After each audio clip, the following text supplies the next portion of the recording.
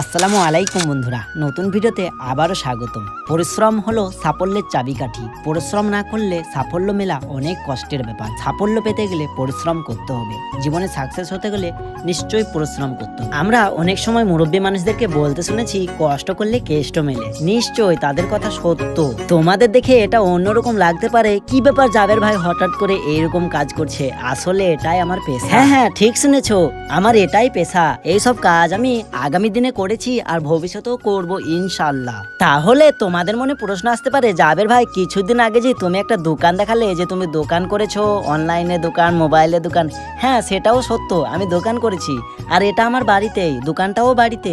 আর এই কাজটা যেটা করছি আমার নিজের বাড়িতে। কেন করছি? তার কারণ হলো আমি করতে যাচ্ছি নতুন ফার্ম। নতুন প্রবাস থেকে ফেরার পরে ফার্ম করার চিন্তা ভাবনা ছিল, তো যেমন চিন্তা ভাবনা সেই রকম কাজ। জাবের যেটা ভাবে সেটা করে দেখায়, সেই জন্য লেগে পড়ে একদম বানাতে লেগেছি বড় বড় পোল, যেগুলো আমার পিলারের বা খুঁটির কাজ করবে। যদিও বা এগুলো আমাদের এলাকাতে কিনতে পাওয়া যায়, কিন্তু যে হারে দাম সেই হারে কিন্তু অতটাও খরচা হয় না, এবং নিয়ে যাওয়া, নিয়ে আসা এবং নিয়ে এসে লাগানো অনেকটাই আমার কাছে ডিফারেন্ট লেগেছে। কারণ অনেক রকম। প্রথমত কারণ হলো তারা যে হারে যেই কোয়ালিটির মাল দেয় সেই কোয়ালিটির মাল আমার পছন্দ হবে না, কারণ এখানে আমার ভাগটা একটু বেশি দেবো, যেহেতু আমার নিজের মতো করে বানাবো। আর এখানে আমার সব থেকে বড় বিষয় হলো পাথর আমার ঘরে ছিল, বালি আমার ঘরে আছে, সিক পর্যন্ত আমার ঘরে, শুধু সিমেন্টটা কিনতে হয়েছে এবং মিস্ত্রি আমি নিজে। তাহলে সব যখন ঘরে ঘরে হয়ে গেল, তাহলে এটা তো করাই যায়। যাই হোক, এইসব কাজ আমি করতে পারি। আর সব থেকে বড় বিষয় হলো এই সামানগুলো সবই ছিল, মানে কোনো কিছুই কেনা নয়, শুধুমাত্র সিমেন্টটা ছাড়া।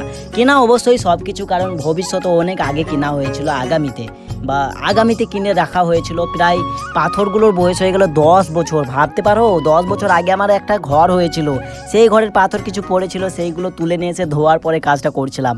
আর এই যে পিলারটা দেখছো, এই পিলারগুলো নেওয়ার কথা ছিল। এখানে একটা বড় ফার্ম ছিল মুরগির, আমাদের এলাকা থেকে একটু দূর, মানে বেশি দূর নয়। আমি আগেও এই ফার্মে অনেকবার গিয়েছিলাম। তো সেই ভাইটা ফার্মটা বন্ধ করে দিয়েছে। বন্ধ করার কারণ হলো ফার্মটা একটু মাঠের দিকে বেশি হয়ে গিয়েছিল।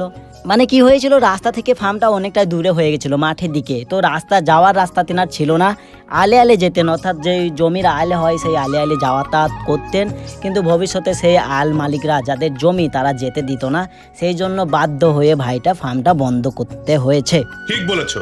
তাই সেই ভাইকে বলে আমি এই পিলারগুলো নেওয়ার কথা চিন্তা ভাবনা করেছিলাম। ভাই বলেছিল, অবশ্যই তুমি যদি নিতে চাও তুলে নিয়ে নাও গা, পয়সাটা কোনো ব্যাপার নয়। কিন্তু দুঃখের বিষয় হলো পিলারগুলো আমি তুলতে পারিনি, অনেক কষ্ট করেছি। দুজন গিয়েছিলাম, কিন্তু অনেকটা কষ্ট হয়েছে তুলতে, কারণ ঢালাই দেওয়া ছিল গোল করে নিচে, সেই জন্য ঘুরে পালিয়ে এসেছি। যদিও বা ভাইটার পিলারগুলো অনেক মজবুত ছিল, তুলতে পারিনি, সেই জন্য বাধ্য হয়ে বাড়িতে নিজে বানালাম। তো তারপরে বাড়ি ফিরে এসে এই জায়গাটা আমার ফার্ম হবে আর কি, বাড়িতেই হবে, মানে ফার্ম তো নয় বলতে পারো, এক কথায় আমি পুষবো এখন আপাতত। ভবিষ্যতে চিন্তা ভাবনা অন্যরকম আছে, এখন শুরু করা যাক, কোনোরকমভাবে শুরু করতে হবে।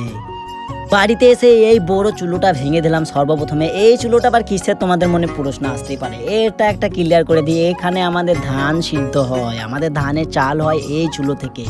এত বড় চুলো বলতে পারো, হ্যাঁ এত বড় চুলো, এখানে 1 কুইন্টাল ধান একবারে ভাপানো বা সিদ্ধ করা যায় এই চুলোটাতে। বড় নান্দা আছে আমাদের, যেটা সাইডে রাখা হয়েছে, এটা আর দেখালাম না তোমাদেরকে, যদিও বা একটু ক্যামেরার মধ্যে আসতে পারে। বরাবর মানে অনেক পুরনো আমাদের এখান থেকে মানে চাল হয়। ওই যে কালো রঙে দেখতে পাচ্ছ আমার পেছনের দিকে, ওটাই হলো নাদা। ওই লম্বা 1 কুইন্টাল ধান একবারে সিদ্ধ বা ভাপানো যায়। এই জায়গাটা পুরোটা সুন্দর করতে হবে, এখানে পুরো মাটিটা নিচের দিকে নামাতে হবে, কারণ ওই যে জাল দিয়ে ঘেরা আছে দেখছো, ওইগুলো পুরোটাই মানে আমাদের এরিয়া এখন। তো এই মাটিগুলো অনেকটাই ডাঙ্গা হয়ে গেছে। আর আমাদের সব থেকে বড় বিষয় হলো এগনেটা কিন্তু ঢালাই দেওয়ার কারণ হলো আমাদের এগনেতে মানে সেই পুকুরের পাঁক ফেলানো ছিল, তো অনেক কাদা হতো। আমি কুয়েতে থেকে চিন্তা ভাবনা করেছিলাম যে এটা ঢালাই দেওয়ার ব্যবস্থা করতে হবে।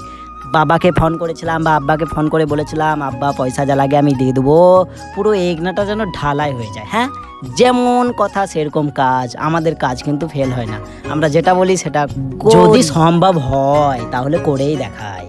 তো যাই হোক, এই যে আমার ফার্ম শুরু হয়ে গেছে, এখন কাজ চলছে। তো তোমাদেরকে কেমন লাগছে কাজগুলো অবশ্যই কমেন্টে জানাবে। আর কোন জিনিসটা করলে ভালো হবে তোমাদের সাজেশন অবশ্যই চাইছি, তোমরা কিন্তু কমেন্টে জানাবে। এটা কিন্তু শুরু করতে যাচ্ছি, হ্যাঁ দোয়া করো সবাই, ইনশাআল্লাহ আমিও তোমাদের জন্য দোয়া করবো। টাটা বাই বাই, আসসালামু আলাইকুম, আল্লাহ হাফেজ। মজা আয়া।